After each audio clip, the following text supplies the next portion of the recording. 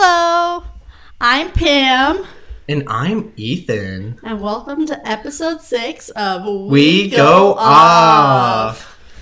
Oh my gosh, it's kind of crazy that we already have 6 episodes, right? I know, I'm pretty proud of us. We've stuck with it, and I think we've been doing pretty well so far. It's so crazy. We're doing pretty good, I would say. Yeah. I know, so what's new with you, baby girl? Oh, what's new with me?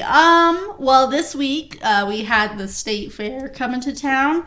So I went not once, but I've already gone twice. I'm a guilty soul, but I love the state fair. Me and my husband hadn't gone for the past 2 years because, of COVID. And last year was really quiet, so we didn't go last year. But it was nice going back, and it was weird because we walked in and it was instantly that feeling of familiarity. Yes. But we also were feeling a little off. We haven't been here for a while. We've gone so often and just felt right at home. So I love fair food. So good. It was so fun. So definitely recommend if you can make it to the fair. Yeah. But, I need to make it over there, honestly. So I went last year, and then maybe a couple years before that, probably pre-pandemic for sure. Oh yeah.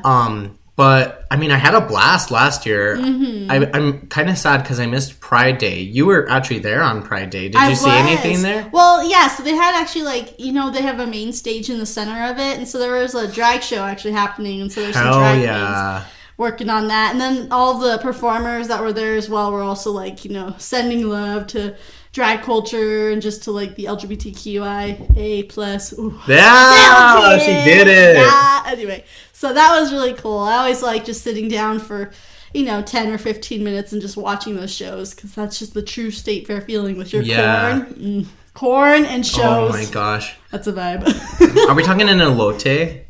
Or was it just corn? It's just corn, but you put seasonings and stuff on it, but I don't think it's quite an elote. Is it not an elote? I don't know. I guess I need to research what an elote is. I'm the worst. I'm the worst New Mexican here. We'll work on it, baby girl. I'll work on it, and I'll give you an update on Instagram. But anyway, how have you been, Ethan? What you been up to? Oh my god. Well, this weekend was really crazy. So, me and my roommate / bestie, we ended up at this underwear party at one of the gay bars here.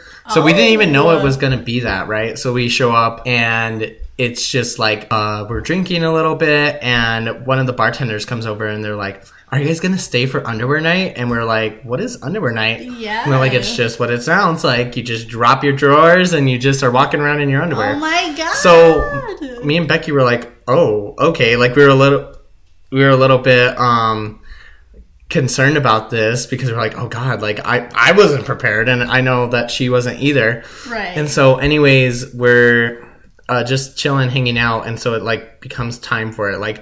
They typically allow you to play your own music, whatever. Right. They stop that, and then they put on their own music, and it's a little bit more intense music, whatever. Yeah. And so then the bartender's coming around, and he's like, "Are you guys going to participate?" And so some of these tables were dropping their pants right then and there. They're just "Oh, you say no more clothes? Let's just take them off." And so I look at Becky, and I'm like, "I'll do it if you do it."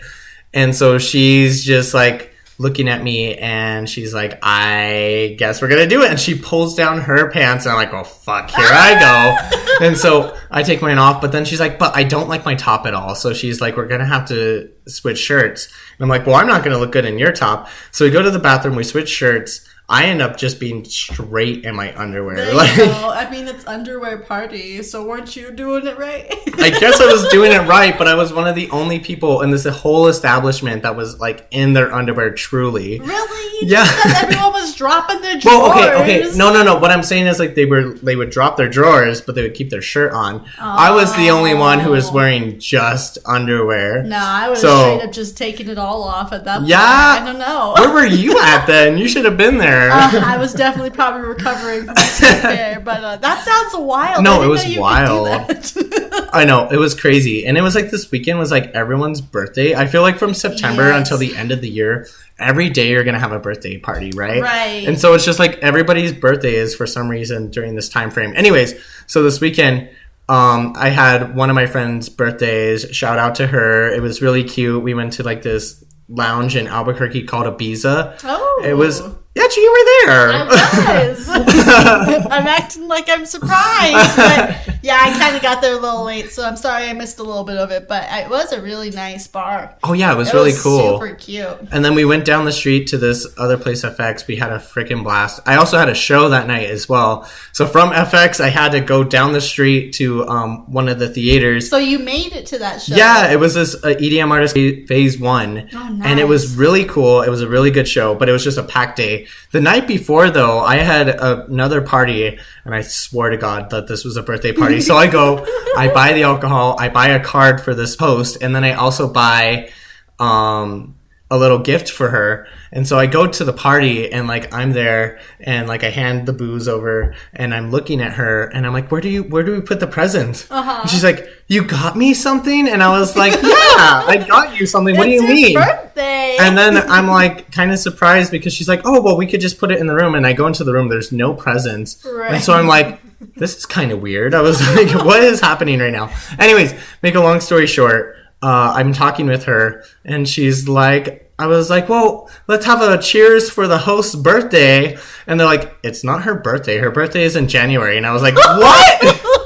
I was like, nobody told me this. So I looked like the fool over here. I mean, I guess I looked sweet because I had a gift, but I just felt so stupid because I really thought this person was throwing a party because it was their birthday. So I was like, well, we got to like pump her up, you know? Goodness, that's so funny. So wait, where did you get the conception that this was a birthday party? I don't know. Okay, I was put in a group chat with like maybe 35 other people, and like this person invited all of us to the birthday party that I thought was a birthday party, and I was like, okay, cool. Like I got the deets. Like I'm gonna, get her a present, of course, and everything. So I guess just in my head, I was like, well, with this many people coming to a party, it's a birthday. It's got to be her birthday, right? And it was not the case. So that's kind of the developments and stories from my weekend. Yeah, it's sounds like crazy. a fun-filled weekend, really packed, but it's always an adventure. You know how it goes. That's true. It really is. Pam just disclosed to me this weekend that she can probably only hang with me and my roommate for about 18 hours before she KOs. She's like, I have to like disappear because after your birthday, because we haven't really seen each other since your birthday. We hung out this weekend, but before that we hadn't really seen you. And like me and my roommate were like kind of going through this whole like mental exercise of like, we broke her, we broke Pam, like she hates us. And so we talked to her and we find out that she was kind of avoiding us. You were also sick. Well, but yeah, I got like not deathly sick. That's dramatic. I just got a really bad cold and this like nasty cough that would not go away. And it wasn't COVID. So like that was probably the most frustrating part was I have had COVID 6 weeks prior. Yeah. And it didn't feel near as bad as I was feeling at this like moment. Well, I feel so bad because I gave it to you. And that's how I felt too. I really felt like COVID was like maybe a 5 and this was like a 7 or 8. I was like, this is horrible. But I mean, I still am like kind of that cough is still there and I still am a little nasally. So sorry if you hear that in my voice. But yeah, no. It's kind of sensual. Let's be real. Oh, hello. Welcome to ASMR. I'm just kidding. With Pam. No, but yeah, it was so funny when I said that because on our Vegas trip was when I quickly realized like I can't really go nearly as hard as Ethan and Becky were going because I don't know. I've never been like a huge partier. Like I am pretty extroverted and I like going out and partying and stuff like that, but yeah, I do have an 18-hour limit, and so after that birthday weekend where I just constantly was partying and going wild, yeah, I got sick right after that, and then I was out for the count for a good week and a half. I felt so bad. I mean, that's why we missed that last one of the weeks for posting the episode, because I was just not about it. You all would have heard me and it'd be like, dying. You'll just be like, hi. So, yeah, but I love hanging out with you guys. But yeah, I just need a breather, a little refresher before I go back at it. So nothing against you guys at all. Once I met her, like I knew like, oh, this girl can go. And I was like, she matched my energy. And so like we always try to bring people to our level. We always think they can match our energy. I and can it's match just your not energy the case. for limited time only. Okay? Limited time only. She's just like coupon. she's like pumpkin spice, folks. It's for a limited time only. It's probably I'm available to go just as long as pumpkin spice. It's like you have a good month and a half or like 18 hours. That makes sense. 18 hours, and then after that's a comparable analogy. I love it. Yeah, that works. But anyway, yeah, a lot of fun this weekend. Just a lot of fun. And I feel like September is always a good month. I mean, my birthday, and then September just rolls right after, and I think that's the month of good vibes, and then we go into all the holidays, so it's always busy but super fun. Yeah, no, I think I totally agree with you. It's always a good time. I love this time of year. I'm excited for it. Yes. But so before we got into the episode, we wanted to just go over some things to go over. So of course, our Instagram is We Go Off Podcast. It's pretty easy. You got a beautiful little logo that has some kind of purple, some blue, and some green. It's a very cute little thing.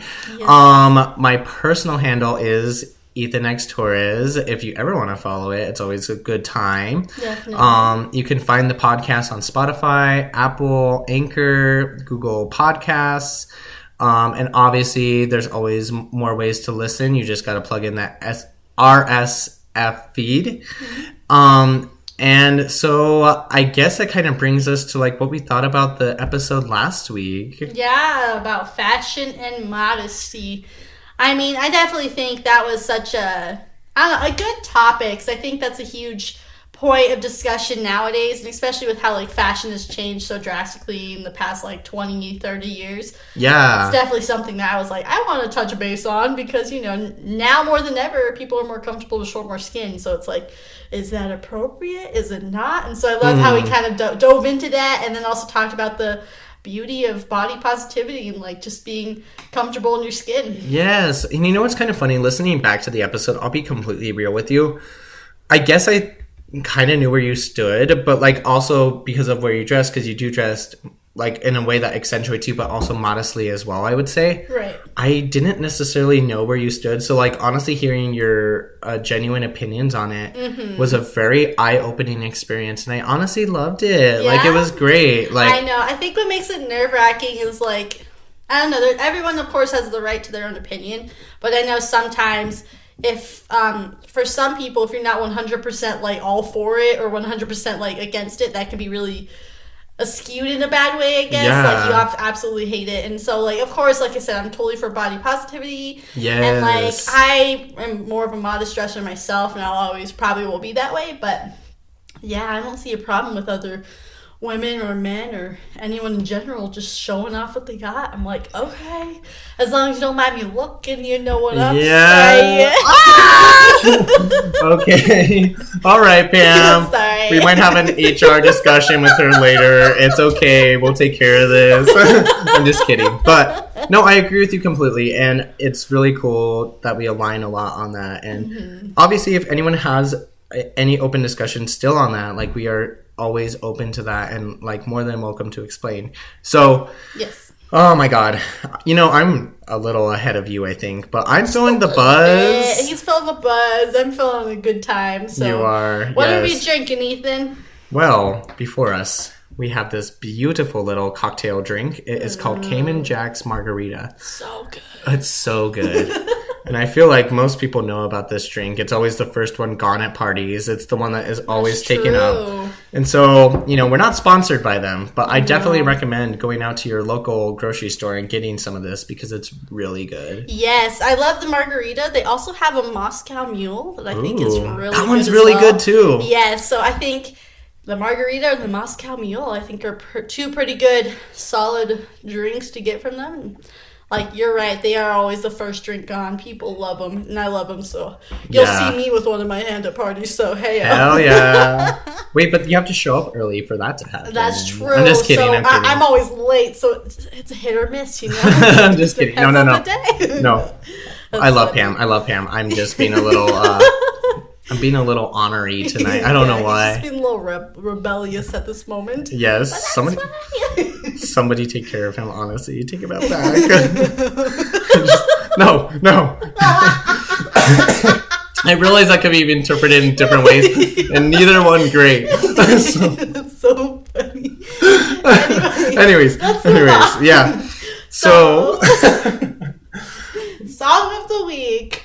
Ethan, you gotta tell me about your song of the week. We did listen to it just before this, and it's a banger. Yeah, so this song is called Hot in It by Tiesto and Charlie XCX. Ooh. So you got Charlie XCX's vocals on this, which is amazing. Right. And then Tiesto just kind of comes in and fucking slays this song. So my roommate actually again had shown me the song, and I just fucking fell in love with it because it's a very empowering song. Like it's about that you're like feeling yourself, you're feeling great, and then you're just out there rocking it, shaking your ass, you know, you're just having a grand time. Yes. So I really recommend it, especially if you guys like dance music. It's very good, and I'd probably add it onto your playlist for sure. Yeah, I'll have to add it on and to mine. Pamela, what is your beautiful song? Well, I did mention I love September as the month, so I chose a song perfectly fitting for September, and it's called September by Earth, Wind and Fire. I think everyone has probably heard the song. Yes. If you haven't, have you been living under a rock? I'm just kidding. I think they have because I'm just kidding. September. Yeah, it's so funny. It's such a common song, and I swear it's played on the radio more often because it is September. So yeah. You probably have heard it at least once. But if you haven't, you have to go listen to it. That's not even a request. That's a demand. Demand. You know what's actually funny about this song, right? So there's like two things. I have a friend that's actually born on September 22nd. Oh, yeah. So I always think of her when I hear this song. But then also, so that part, like the ba-da-da part. Yes. So like when they originally had wrote this song, they didn't have like a filler for that part. So they, with the ba-da-da, whatever. They just made sounds up. They just made that sound up. Okay. And then like as they're like kind of going through production of the song or whatever, they're like, you know what, that actually flows pretty well. And so they kept that. So it's kind of just a nonsense lyric that made it through. And so it's... But like the most quotable the most iconic part of the song? Yeah. It's not even a quote or even words. It's just... Yeah, exactly. Everyone knows that. So that's so funny. I did not know that. It's kind of cool. It is cool. So the more you know how it goes. So interesting. But, you know, so this week... You know, there was some somber news that I think we all had received. Even though, you know, America was freed of this country almost 300 years ago, it was still sad to hear that the Queen had passed. And so I think me and Pam wanted to reflect on that a little bit getting into this episode. Yeah, I mean, I definitely think it's a huge, I don't want to say like momentous occasion, but it's a very impactful occasion in the sense that she was the monarch for like 70 years. 70 years, thank you. But she was 96, and like she was a huge part of the royal family, and so I think it definitely was something that was felt around the world. And even like a lot of celebrities or political figures, like when the news got out, of course they do the like Twitter blast, or they send out letters or things to the family, or just out loud basically saluting the Queen and like acknowledging all of her hard work and everything she's done for her country. Yeah. So, I mean, definitely impactful for sure. And I don't know, like, I definitely think this is a family trait. I got it from my grandma for sure. But, like, so she's always kind of, like, had this, not obsession with the royal family, but she definitely, like, has kind of always, like, kept up with the tabs. Like, she's a person who watched, like, all the royal weddings. And, like, she followed a lot of, like, Diana's journey throughout the royal family and stuff like that. Right. So anyways, I think I really went on a deep dive this week with the Queen, and just kind of like looking at her life and history, and it was really amazing. Like she's been around for like 13 presidents. Like just the time span of which she had ruled. I think they said that like 4 out of 5 people in Britain, I mean, and I'm sure that kind of resonates with a lot of the world, didn't ever know like a different monarch for like the country. And so I think it was very sombering news, even though it was something that we all expected. Like, I mean, she was 96. Like, you know, most people don't live that long, and she honestly had a really good quality of life. Like up until like these past 2 years, I think her health was like on a pretty up and up. Yeah, I mean, it sounded like she kept working until like her death, basically. She literally kept going on these like events, meeting people, greeting people, hosting people. Like she just loved, I don't know, it almost seemed like she loved her job. Like I know it's also part of their, you know, I don't want to say like duties. Thank you, it's much better.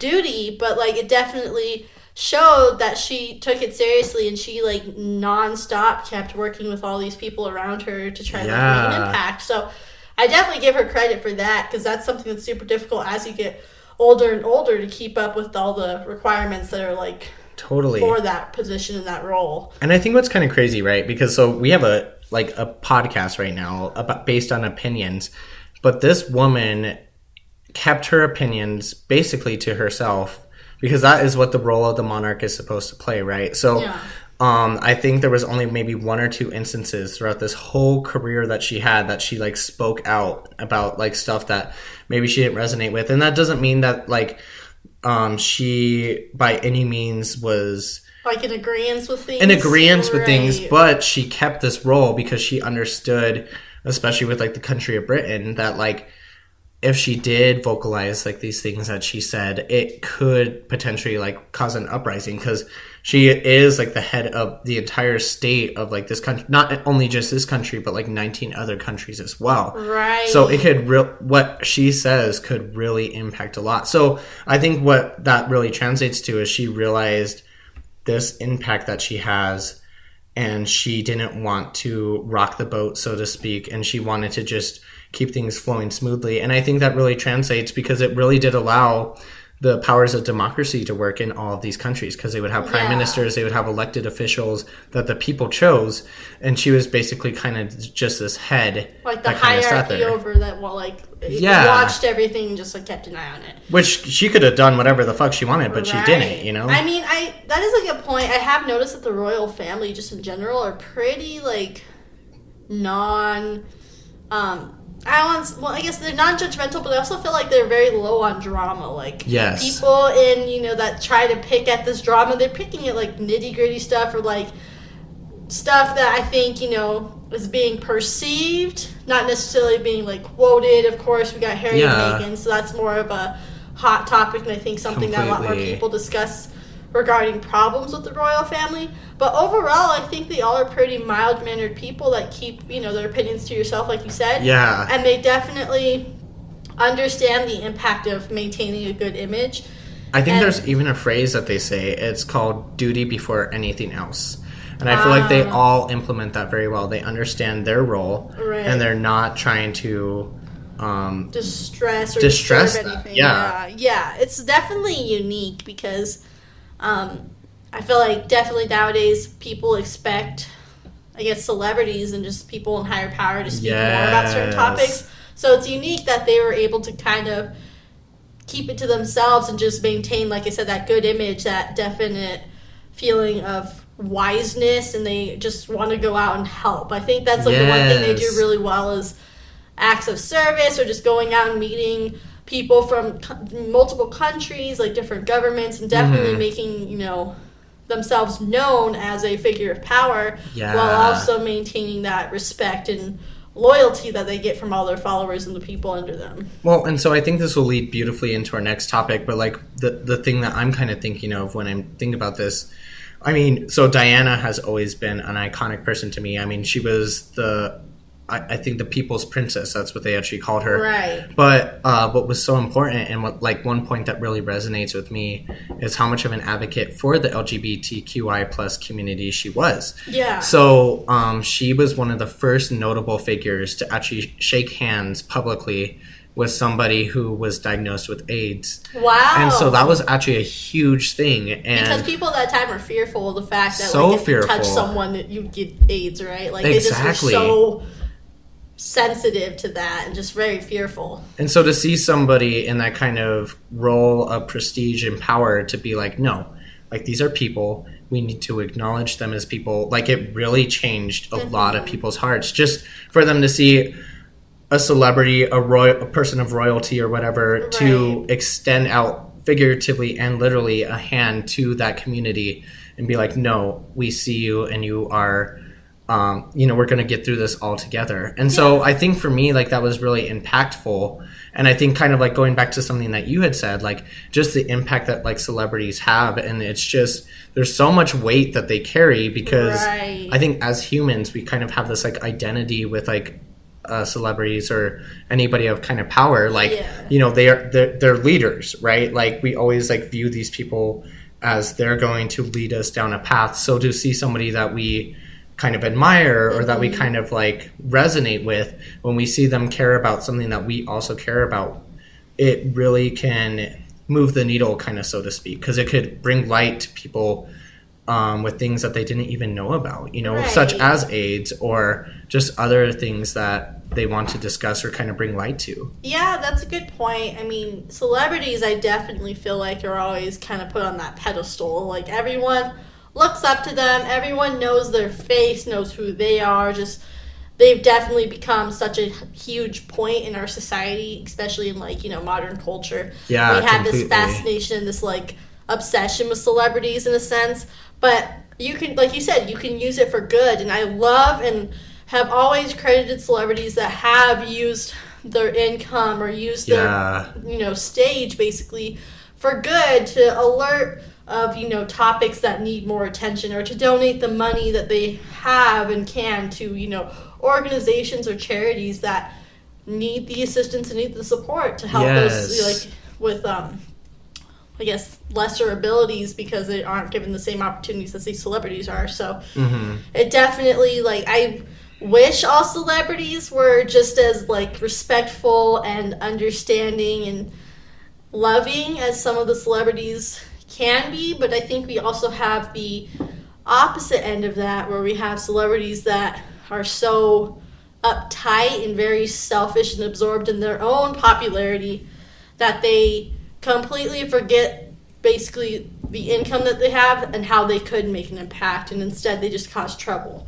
Yeah, no, I completely agree with that. Like, you said that beautifully. Like, there's both sides of the coin. Like, there's the people that are really humanitarians and they really kind of bring some light to the issues that they truly care about. Right. But there is also those celebrities that have utilized their power for things that are less productive, Less harmful. useful. Yeah. I don't even know. I mean, it just, that's what makes me so upset. So, like, I have this kind of love-hate with celebrities, because I have those celebrities in my mind that I've always thought are really, like, honestly genuine and good people. Yeah. They use, like I said, their platform for good. They understand the skewed income, and they'll definitely make it a note to, like, donate as much as they, like, I guess maybe not as much as they could, but they definitely make a note to donate quite a bit. And now I've always found that, like, granted, I don't know how I would be in a place like that, high and powerful. I was about to and mighty. ask you that, actually. Yeah, but I would definitely hope that I would be an individual that would try to, you know, pay it forward, because if anything, the reason you're so popular is because of all the people below, I guess technically, like, quote unquote, below your standing in society, and they're the ones that, like, glorify you and look up to you and will pay, you know, hundreds of thousands to go see you in concert, or go see you at, like, a signing event, or even just, like, for movies, we pay, like, money to go see movies that have, like, star celebrities in them and things like that. So it definitely, I don't know, it's just interesting, because I know I've heard the whole thing that money corrupts people. Yeah. And as you know, with, like, huge corporate heads like Jeff Bezos and all these things, definitely you could kind of tell the corruption and how they have the ability to make change. They have so much wealth, but yet they haven't, like, even, sometimes it doesn't even seem like they've lifted a finger. Yeah. Like, with how much wealth they have, they could do so much good, and instead they only want to do good for themselves. Exactly. I mean, you know, there's, for instance, like, even with Jeff Bezos, like, in particular, he makes more money than, like, most, not only just individuals will see, families will see, communities will see in their lifetime, like, within seconds. It is literally ridiculous. And so, I mean, that is a facet of it. But I mean, just kind of pining back to what you're saying, like, I really feel that celebrities, you know, it's cool that we look up to them. It's kind of crazy that how they kind of, some of them get perpetuated into, like, a life of, like, fame and all this stuff. And luxury, And luxury, but, you know, at the end of the day, like, there's still people like me and you Right. and just anybody else in like our community or lives that we see. And it's just kind of crazy because I think there is this kind of obsession with them that like sometimes doesn't make sense. Like, of course, there's people that I absolutely adore. Right. And I feel like even sometimes when I have said the phrase in the past, like, I feel like I could be really good friends with like Yes. X celebrity or whatever, whether it be like for me Adele or like Ariana Grande. Yeah. Ariana Grande or something like that. Like sometimes it's funny that we say that phrase because when you kind of break down what that phrase is, it's kind of like you're not obsessed, but like you're kind of like you feel like you already know who this person is because of the public Right. image that is perpetuated. Exactly. And like I guess that could also go back to the whole, you know how you've heard stories of people meeting their idols, meeting their celebrities, and it's either goes one of two ways. It's like they love them, they're just what they imagine, they're super Yeah. charismatic, exciting, they vibe with them and actually seem like they care about their fans. And then you have the other end where they're just nothing but rude and Yes. just like, you're below me, peasant, get out of my way. And like, won't give, you know, that person the time of day. Well, I even watched this video the other day on YouTube. I watch Watch Mojo on YouTube. Oh, if any of you I guys love ever, Watch Mojo. That's like one of my favorite things in the entire world. For some reason, just put things in a list and I will be all for it. Like that's just how it Yeah. always is. But they had this like thing and it was like 20 nicest celebrities and I was like, okay, yeah, I'll click on that because that's who I am. And so like just kind of seeing some of these people and while they do really seem nice, the kind of commonality that I saw throughout that was that these people basically are so nice that like when people approach them in public or whatever, they don't ever say no. And I feel like that was kind of an interesting thing to me because I think sometimes that's like even something that like we struggle with just maybe on a personal level is like kind of like knowing our limitations or whatever. But these people, like, it's so sweet that they do this and I think it's adorable and it creates a lot of beautiful moments. But I think a lot of these people, they just allow everyone to come up to them at any given time and they're kind of like, at least according to this list, they were kind of all noted as like the nice celebrities The kind because ones that would like give the autograph or take that selfie or picture with the person. Because I don't know about you, I don't know like if I was a celebrity, if I could freaking handle that. I'm like, yeah, that's what I was thinking because I know sometimes like I don't say I'm like a super anxious person, but sometimes out in public I can get a little anxious. yeah, And so I can't. I mean, I will say I think this is another topic, but I feel like celebrities and just people of higher power are overpaid in general.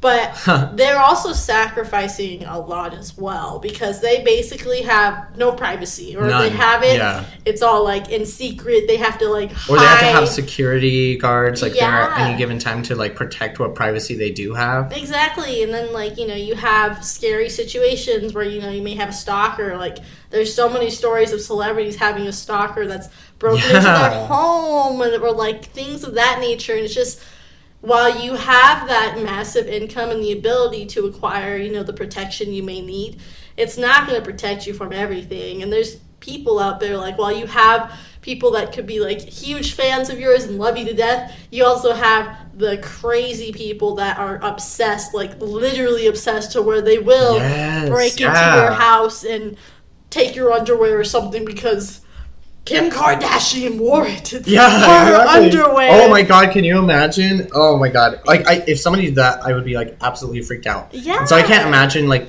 being a celebrity where like this isn't just a single occurrence. We're not even talking maybe 10 occurrences, but like that's why they have to have like this security detail because this is happening almost every goddamn day. I And know. if like literally they have to be escorted from like a building to the car, because of paparazzi, which I could also get into with like the whole Princess Diana That's thing. the whole thing. But also like you know crazed fans and stuff like that. You know, there's Eminem made a song. It was called Stan because of this. Have you ever listened to that I song? guess I haven't. I'll have to listen to it. But it's about basically this fan who got obsessed with Eminem. I don't think it was based off of a true story. So Okay. like but it was a definitely taken from maybe experiences for sure. but like he lost such sight of like who he was. Like he got so obsessed with Eminem as an artist that like he even like perpetuated this onto his family. Like he kept like speaking for like his little brother, like my little brother loves you so much that like he was so upset at the signing and stuff like that. But it was like it was really Eminem, or not Eminem, it was the fan of Eminem that really kind of was like feeling this way. And it got so much that like in this narrative that was sold in the song, like the person actually passes away because of like their actions of trying to get close to Eminem. Wow. So it's kind of crazy because I feel like this kind of crazed identity that gets associated like kind of takes over. And a little kind of aside, but also I feel like it also relates. Within my church, we would have these conventions, and you know, whenever there was like a big release, like they would have like all these publications of the Bible in so many different languages. Mm-hmm. But whenever there was a new language that was added, they would always have a member of the highest part of our church, like made up, comprised of like 8 different people. Yeah. They would have one of them come and release the Bible in that new language. Yeah. So I remember, because we live in New Mexico, Navajo Nation is a pretty big part of our state in the corner. And so one of these people had come down from New York, where they were like headquartered, to release this Bible in the new language. And everybody was like all abuzz about this. Like it was everything that everyone was talking about, and they were just like losing their mind over it. And like, oh my God, can you believe that this guy is gonna be here? Like, oh my God, like what if I get to have a conversation with him? Like what if he wants to go have dinner? Like they just were like, they were like losing their minds. And this is just another human. And like, especially in my religion, they really preached like humility and like never putting people up on a pedestal, like especially this body of people, like they told you to never put them up on a pedestal, but yet they're bringing him out and making it a huge thing. So. Well, I mean, they weren't making a big thing, but I think just because of human nature, and I think this kind of speaks to a bigger element. I think a lot of us, including myself, I was like really excited, and like I did get to meet this person at this event, and I was honestly really excited about it. And like I remember still all the things about the conversation, but I remember talking with my cousin, and he kind of put some perspective in my head about this. And so he had said that like he's just another person, like you really shouldn't like be putting him up on a pedestal. I don't know why everyone's getting so excited about this. And in that moment, like I kind of felt stupid because I was like all excited and I was like talking to him about it. But then I realized, you're right. Like it kind of put things into perspective for me. And I think from that moment on, it really has had a perspective when it has come to celebrities. I've always thought it's so cool when I meet somebody that I truly admire, but I've had to realize that you can't lose sight of who you are, I think, when meeting these people. That's a great point. Beautifully said. I think we lose sight of our personal, I guess, value because, you know, we beat ourselves up because, oh, I could be much better. I could, you know, become more popular. And I think sometimes that's what people eschew for personal value is popularity. I mean, that's how it was like in high school. You know, the more popular you were, the more you felt seen, I guess, in a way, or the more you felt like you were a figure of higher power and higher, I guess. Yeah, I think we associate value of oneself on popularity, and I think that, like, you're right, it stems from a young age with that. And I think with celebrities, like, we all aspire to be that. We're like, what if we were that one person that, like, you know, made it big? I know, like, even with this podcast, like, we have a good time with it, but sometimes we're like, what if we make it big? Like, wouldn't that be crazy? Like, I think it's just like kind of a human aspiration that we always want to be making progress in our lives. Right. And, you know, that can take a lot of different forms, but one of the main ones that people always try to aspire for is popularity. Yeah. Yes. I mean, I think it's interesting because you did bring up a good point. There's even celebrities in, like, smaller scales, like in churches. Like, for my church, for example, we have prophet, or like I keep saying my church, but the one I used to go to, there's a prophet, and then there's like 12 apostles, basically, and they're like the top tier of our church, basically. They're the ones that like dictate like rules or commandments, technically, things like that. And so even with people like that, it was very similar to you, you know, they would come down, or they would come to speak with the people in a certain church, and like, you best believe if you don't get there 3 hours early, you're not getting inside that chapel because people would be like, that's crazy, driving out of state to come see this person talk. That's kind of messed up, and I kind of regret saying this statement now, especially because it can be a little bit ageist. But like, so I remember at this event, like it was kind of the same situation. Everybody showed up super early for it, right? Mm-hmm. And I remember saying, like, this is the one day that you see, like, basically because we believed in like a resurrection, or that like you would be healed like in like the afterworld or whatever. Right. I'd be like, this is the one day you get to see a glimpse of that, because you see these people in like who are not able-bodied, like they're just freaking sprinting for the door, and you're like, whoa, like this is crazy. They're sprinting for the hope you could just shake their head and heal them, right? Yeah, exactly. I'm like, he's not Jesus. Like I think you forgot that maybe a little bit. I understand, but yeah, no, I don't know. It's unique because I just feel like there's celebrities in many different forms. Yes. There's the lower level celebrities. But then now we have, like, the ability of technology. And what's something that I really don't keep up with often, but I've learned has become super big, is, like, TikTok celebrities. Yeah. And I didn't even realize, like, that was a thing, if I'm honest.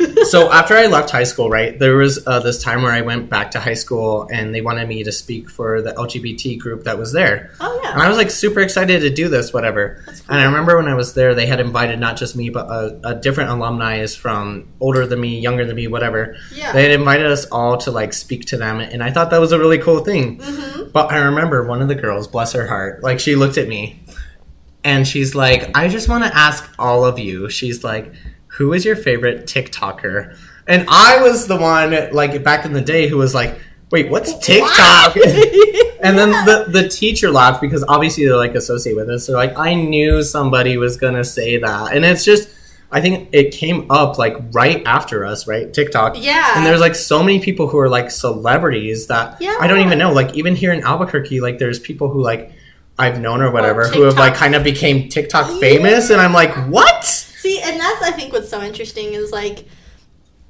yes, we were, I guess, because we're in the same age group, we were raised in, like, a technology era, but social media still was pretty new when we started graduating high school, I feel like. Yeah. And so once we graduated high school, that's when, like, that big boom of, like, Vine, TikTok, things like that became super popular. Yeah, true. So, like, I guess for me, and I also know that, like, I can be distracted really easily. And I know TikTok, I've heard people say it, you can just scroll for hours and you won't even realize you've been on the app for like 3 hours. Does that ever happen to you? Because I feel like for me, I've tried, and I'm somebody who's easily distractible, but TikTok has not ever done it for me. Well, so I've never downloaded TikTok because I'm so scared I would be that person that's easily distracted. I'm already distracted as is. I can barely do my day-to-day. So I'm like, I don't want to put something else on top of my plate that will make me even less productive. Yes. But I think for me, what's interesting about that is, like, because celebrities, it's so easy now on TikTok. You put up one video and boom, like, it could get a huge following, and all of a sudden you have thousands, tens of thousands of people viewing your videos. And so I've also noticed that it goes back to, popularity being one of the things that a lot of people aspire for. I keep humming that song stuck in my head. Yeah. Let's not take the copyright out, but, No, but, like, being popular is, like, one of the things that people aspire for, but also I feel like it's been inhibiting some things in some way, because students now don't want to, like, go to college or work because, they just need to get TikTok famous. Just one video and I'm TikTok famous and I'll be set up, I'll be able to get paid for, like, just posting videos. And that just blows my mind. It's, like, kind of how YouTube was for a while there. I mean, it still is, but, I think YouTube is kind of similar to TikTok, where you have, like, YouTube famous people, and it just blows my mind how much you could potentially get paid for that. Yeah, you can get so much pay for that. Yeah. So what just blows my mind is I was, saying how people or kids in general just think they can, like, post a video and they'll get famous right away. When I used to do student teaching, I was in a 5th grade classroom, and, when I was in 5th grade, we didn't get phones. That was not a thing. Yeah. So somebody would have a phone and it would be, like, literally for emergencies. When they said it was for emergencies, it was, like, literally like a little, like, jitterbug or something like that. Right. Yeah. Or you'd, like, play the ringtones for fun. Yeah. Like, this is so cool. Like, listening to your music, you're like, let's listen to this ringtone that goes on for a minute. It was great. It was great. Start dancing, right. Yeah. So, like, that's what I imagined 5th grade. But, I'm student teaching, and it was just a huge eye-opening moment when over 75% of the class had smartphones. In Damn. grade, and I was like, whoa. I had to pay for my first smartphone. I'm a little upset. Me too. So, like, it just blew my mind, and it just definitely kind of showed the increasing popularity of technology, even at a younger age now. But what was funny was, in one of the, like, lessons, we had students, like, write their goals or what they would like to be when they grow up type of thing. And I kid you not, out of, like, the 30-kid classroom, 12 of the kids said, I want to be TikTok famous as their goal. That was their goal. And it just, to me, wow, that's awesome. You know, you can aspire to do everything you can for that. You can't put all your eggs in one basket and assume you're going to get popular. Like, that's very rare. That's like 1% of people that get popular like that. I'm feeling a little called out right now. Okay, in high school, I felt like I went about it a little bit more smart, but so my whole thing was I've always loved technology, even though I ranted about it last week. I've always loved technology, right? And so my whole thing was that I would watch all these tech YouTubers, and I thought that was so cool. I was like, how amazing would it be if, like, my job was like talking about something that I love, recording it, editing it, like I had like this whole little like coffee shop fantasy of like me like editing it at like a coffee shop. Anyways, wow. So in high school they asked us senior year what we wanted to be, and so like I didn't say like TikTok famous or anything, but I did say like I want to be a technology journalist. Like that is like where I want to go in life. See, but that's technology journalist. It sounds good, but what it meant is I wanted to be fucking on YouTube, just recording and getting paid for the ads that are on my videos. So honestly, I mean, I get it, because like I think I kind of always had that fantasy of like, maybe not that I wanted to be famous just to be famous, but I wanted to be famous because, or not even just famous, I just wanted to share with the world the things that I truly loved and valued, and to like have that reciprocated or to be appreciated by other people. So I think what kind of is hard is like when you kind of like break it down to brass tacks like that, like hearing TikTok famous, like it could be a little alarming, because you hear like these kids say that, and you're right, like they should have other aspirations. Like putting all your eggs in one basket is kind of scary. But I think at the end of the day, like I know at least for me, it came from like a place of like genuineness, and I wanted to like actually like show with the world something that I really cared about, and to maybe have that likeness with other people, and like find people who also had this passion the way that I did. That's a good point. I mean, I guess I didn't see it like that. It does take a very focused and hardworking individual, I think, to make it in something like that. So I'm not saying anything against that. Like I definitely, you know, proud of the kids for going after what they want, but I think for me it was just crazy because that's becoming a more and more sought after field. No, and I totally agree with you because like on my hand, like I think like I maybe had this like fantasy, like it would be like a really easy job and I could travel the world or whatever. And then like even with this podcast, I love doing it and I love all the effort we put into it.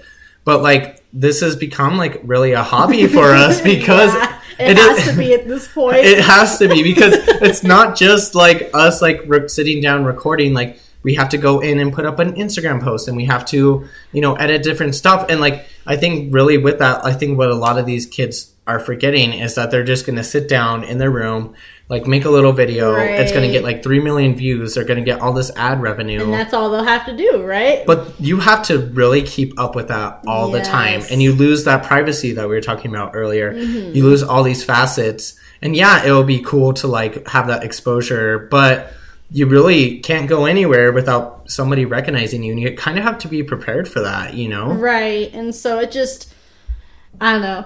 I mean, we're creating this podcast, and I've always wanted to do a podcast. I've been a huge podcast listening individual. So I definitely found it it was an alert for me. It definitely was something I've always wanted to do. So having you be like, yes, I'm on it. I was like, we're doing this podcast. Babe, you don't know how happy it made me, to be honest. Because I had been looking for years for somebody to do a podcast with me. And it's so funny because I was like, it's never going to happen. I'm like, I even had bought this mic like within like 2 years before we had even decided to do this. And I was so excited. I know. But it's just, it does take a very kind of like extroverted kind of individual, but also somebody who can handle themselves in like different situations that are thrown at them. Like what I'm trying to say is it's like you can have an aspiration to want to do something, but there's a lot of hard work that goes behind that. Exactly. And that's anything in life, really. Like, yeah, you can't just have a goal but not ever like water that plant, so to speak. You always got to be taking care of it, trimming it. You got to be manicuring, making it be able to be in optimal condition. So, yeah, you know, it's just sometimes it's luck, but a lot of the times it's the extreme hard work that you have to put into it. And I think that's what maybe is forgotten with like celebrity culture. Like, a lot of these people work hard, fucking hard. Like, yeah. So somebody that comes to mind, I saw an interview with Connie Britton, right? Okay. She is in like American Horror Story, White Lotus, stuff like that. Like, yeah. She's pretty big, but so she had worked with Sweeney Todd, who played Cassie on Euphoria. Oh, yes. And so, like, in one of the shows they were doing, like, Cassie's character in that show, she is doing drugs. And so, like, the girls actually had to ask the producer, wait, how do we do this? Like, how do I sniff this? Like, how do I make this look believable? Like, how do I do drugs? Yeah. And so, like, these girls are, like, probably our age, right? Right. They've never even touched drugs, never have done anything like this. Like, and Connie Britton had said, like, in this this interview, she was like, it is so crazy because these girls should probably be out there partying or doing whatever, but they are so hardworking and dedicated that they're not even aware of like what a lot of the other young people are doing in their time frame.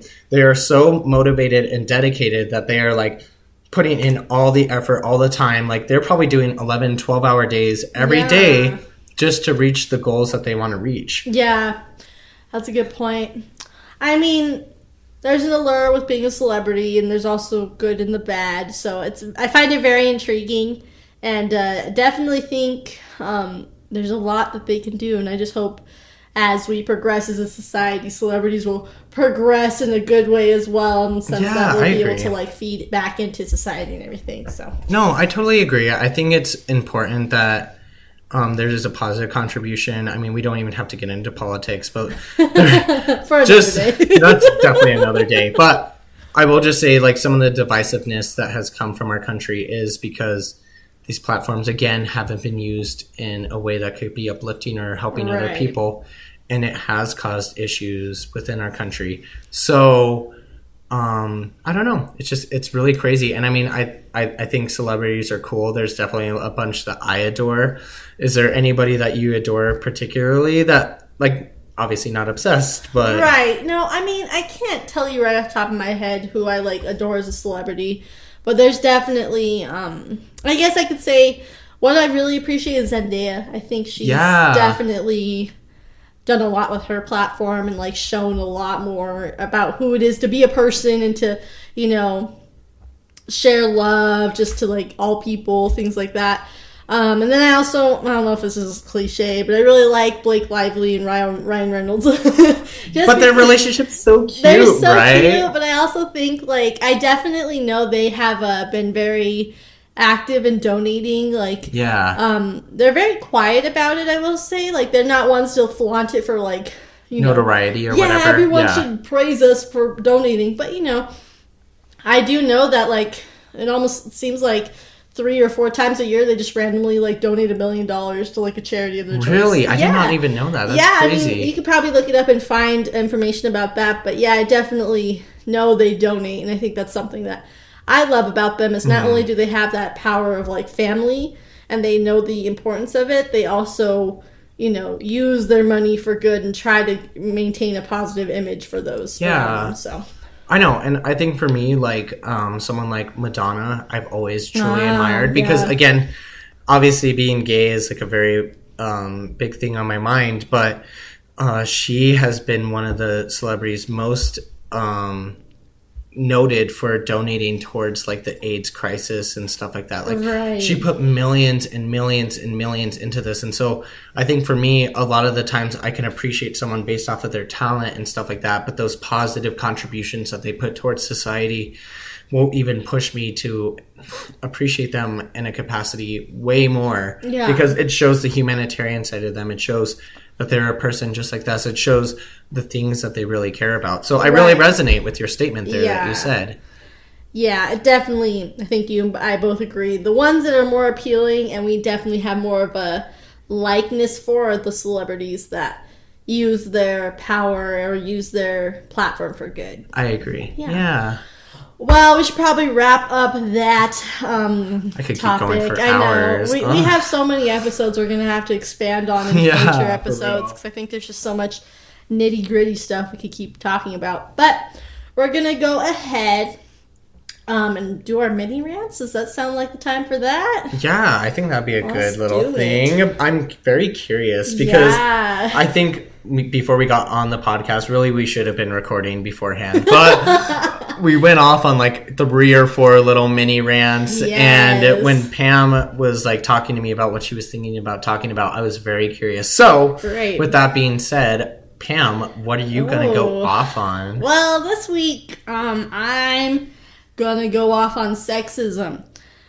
In particular, I think for me as a woman, that's more of what I'm gonna focus on per se. So I definitely, I'm very grateful for all the women that have come before me that have like paved the path to give me the privileges and the abilities that I have now. Yes. Like that's definitely something I can't take for granted because, could have been 50 years ago and I would have like very little say in matters, that now I'm able to actually go out and work a full-time job. And while pay, I think has been more equalized, there's still like kind of an skewed difference in that. But yes, yeah. I'm talking more about sexism from the older generation, funny enough. Oh, okay. I have found that, I'm a smaller woman. I'm not tall, I'm not, 6'5", I don't have that huge power, but I definitely think I have more of a smaller power in the sense of like, I feel like I'm a very loving, caring person, but people only see the loving and caring and they don't see the strong and tough person I am as well. So I've found, for me, I've been having little issues with those and some people in my life that have, basically disregarded me for like things just because I'm a woman. So like, for example, I wanted to help someone with their roof. They were fixing their AC. And so I was like, oh yeah, I could help you with that. And they would not allow me to get on the roof. You're kidding me. Because I'm a woman. And that's not what a woman's supposed to do. And I was like... Who are they? Put them on the phone. I'm going to start swinging. Well, and so like that was for me. I was just like, oh, that's a little odd. Or it'll just be something as simple as like, I can't go out at night because I'm a woman. And like these people in my life definitely feel that way. And so like for me, that's just super upsetting. Like I know it's a scary world out there. But it doesn't mean that, I'm not capable or able to handle myself in my life. And so it's just been a huge struggle. And I think it just really upsets me because, people don't see, like I said, the toughness in me. Like, what makes me laugh is, like, I met camping a while back with some friends. And it was all dudes, and I was the only girl there. But wouldn't you know, they all were like, let us do the tent. Let us start the fire. They didn't know how to build the tent. They didn't know how to start a fire. And who was the one who taught them how to do it? Me, the woman. And so, like, for me, it's always been something like that. Like, I know we have, like, feminine traits or, like, very feminine. Well, some women are, for sure. It depends. There's, like, a mix of feminine and masculinity. Yeah. But I think, for me, what frustrates me is there's no, if I tell you I can do it, I want you to, like, trust me and let me have that option to do it. And if I need your help, I'll ask you for your help. Instead of just automatically assuming for me. I think that's the biggest thing I've been frustrated with recently is everyone just assumes I can't do it. Or everyone assumes that's not for me or not what I want. And I just can't stand it. And so that's been, for me, my rant of this week. Because, yes, I know we're changing as society and we're getting better, or I mean, in some senses better, in some senses I feel like we're going back, in time, but I think that we need to start learning that women are able to do things just as good as men too. I mean, yeah, maybe in some ways we're not as strong per se, or in some ways, we're not as fit for a certain role. Like, I don't know. There's a lot of things that people use to try and put us down. And I'm just over it. It's like, trust us when we say we can do it. If we say we're going to do it. Yeah. And don't assume. That's like the biggest thing. Don't assume I can't do it, even though you've like never asked if I have the ability. I completely agree. First off, I'm going to say, if I ever do need to have a zombie apocalypse team, Pam is one of the first people I'm putting on it. She's so witty, wow. She's so smart, but she has like such practical skills that, you know, God damn it, you know what, I'm going to say it, like men do not have. Like, I really, like, I think that it really frustrates me. And I remember like when I declared that I was a feminist to my family, like it was taking kind of askew, and they're like, how could you say that? And I'm like, because the whole core of femininity, and I do not need to mansplain to you, but like, no, I mean, the whole core of it is like, women need to be treated equal, and I think honestly better than how men are. And so I just, you don't need a man's perspective on that at all. But well, I want to say that I agree with you completely, and it frustrates me so much. I see that. No, yeah, you're good. And I don't ever want it to be like, you know, men can't have an opinion on it either. Because I think I'm one of the females that do think that men can't have an opinion on it. And honestly should. Like, you know, I think with any change, you need support of those around you that support and agree with what you're saying. So if you accept that support and allow, you know, discussion amongst all people, I think that definitely will grow into something more. But yeah, I thank you for your. Please don't thank me. You don't need to thank a man. No, please. Thank you, man. Thank you, man. No, I'm just saying, like, I do love you, and I love our friendship and everything. And I've never felt any way like that with you at all. I'm not saying that. It's just more of like I said, older generations and people in my life that have. It's just one of those things that, you know, it was a different time and a different era. And so I can't, you know, 100% blame them for, like, thinking what they think. But at the same time, I would hope they would get better about it. I think so. Like we've talked in episodes past, like, learning from your experiences, like, you can grow at any day. And the fact that there is so many people, men and unfortunately even women, who kind of don't realize, like, that of course we're all equal, it frustrates me so much, you know? It's frustrating, but that's my mini rant for today. What about you, Ethan? I want to hear about yours. Well, you know, I feel like I need to up the ante here a little bit, because I've been not up the ante in terms of this. No. Up the ante. Up it in terms of feminism. Yeah, I gotta top that. No, but like, so I think approaching something a little bit serious too would be important for me. Okay. And so today I'm going to talk about consumerism, and so I get so frustrated by this, right? So I went with my roommate to a store, Nordstrom Rack, if you've ever been there. And I am not singling out them per se. That one store.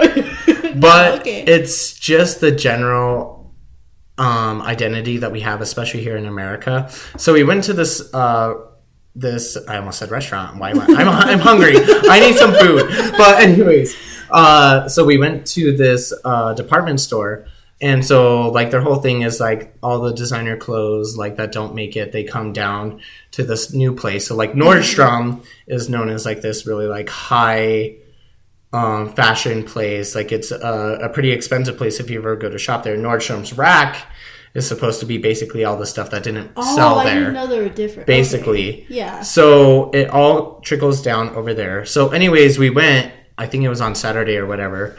They are announcing overhead like every 5 minutes that today is clearance day. And like basically there is like steep discounts on everything in this place. Like if it's $10, it is now like $5. If it is $20, it is now $5 as well. Like there was just like really, really steep discounts. So people were losing their goddamn minds over this. I bet. And so, I mean, I even felt myself kind of getting like into this like idea of it. I was like, even though like I knew I shouldn't be spending money, I was like, I need to go over to the men's section. Like I need to like buy a new shirt. Like even though I don't need to buy a new shirt, I was like, I need to buy something. And I think as I was like sitting there, like literally I was like, holy shit. Like we are all being sold by these corporations, just like selling. But here's the thing. I've lost the battle, right? If you go and look at my closet right now, it is stuffed. I actually have to go buy more hangers from Walmart because I have literally used all my hangers, and there is 20 shirts currently sitting on my desk that need to be hung up because I have bought so many new clothes. So I am very frustrated by consumerism because I have to make more laundry trips. And I feel personally victimized by this because what ends up happening is I have to wear these clothes. I feel guilty about it. I feel like I should go on a Jane Fonda moment and just stop buying clothes for a year or something like that because I feel like I have so much shit in my closet that I don't wear that I've been trying to wear it. So after I wear it, maybe I need to learn more of the rules of tactiles and how many times you can wear it. But my laundry fills up so fucking fast. And I don't have a laundry unit or a place where I could do laundry in my unit. So I have to go hustle down some stairs. And I've actually had to buy a new laundry basket because the old one fucking ripped on me and clothes are strewn out all over the floor. So I am just so frustrated because I have now become such a victim of consumerism that my laundry days fucking suck. And it makes me want to literally burn these clothes or donate them. But then I would have to wash them if I donated them. So I am just so frustrated. Consumerism has fucked everyone over. And I am so over it. So, anyways, to make this long story short, fuck consumerism. Be happy in the clothes you wear. You do not need new clothes just because they are discounted. But if you do want clothes, go for it. If fashion's your thing, great. But just know that laundry days are going to get a lot more intense, okay? Man, what a powerful moment. I felt that story for sure, that rant. I apologize, you're a victim of consumerism. It's really a tough life. It's you know what? Life. I think it tops your topic, to be honest. I'm like, God damn. I mean, no, I'm just kidding. No, I definitely fuck that, think it's a problem, but no. What can you do in modern society? But I just want to say, I'm so proud of you. You are such an amazing babe. And thank you. I'm just happy that you're in my life and that we get to enjoy these little moments because yes. You're a killer. And so I think I need to reiterate that. And you're a killer too. Just don't kill your clothes, okay? He's gonna burn them all, folks. No. I'll try to donate them, I swear. I know you will. But that is hilarious. On that note, though, we should probably wrap this up. But definitely follow us on social media. We are on Instagram at We Go Off Podcast. Yes. Leave us a like and review us on any platform that you're listening. We would love to hear more. And it does give us more exposure. So I will say we've gotten a couple of reviews. I do really appreciate it. Yes, we do. And it's very heartfelt and honestly kind of makes me feel more motivated. I know that me and Pam both share that sentiment. So thank you guys so much for that. Thank you. Yeah. Well, then we will see you next week when we go off.